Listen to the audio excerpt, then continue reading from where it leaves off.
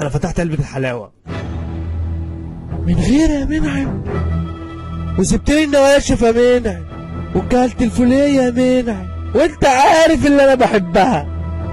فاكر مولد النبي السنة اللي فاتت يا منعم لما فتحتها برضه، وساعتها يا اسطى انت خدت الملبن كله لوحدك وكلته من غيري، وانا فاكرك اخويا. مين قال يا يوسف اللي انا مش اخوه؟ لا مش اخويا يا منعم، ولا يمكن تكون كده وتبقى اخويا. دي عمرها ما كانت حركات ولاد عباس الدو.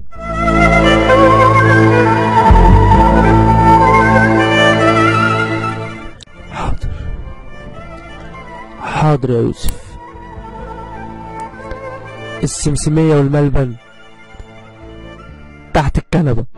قالوا زمان دنيا دنيا ضرورة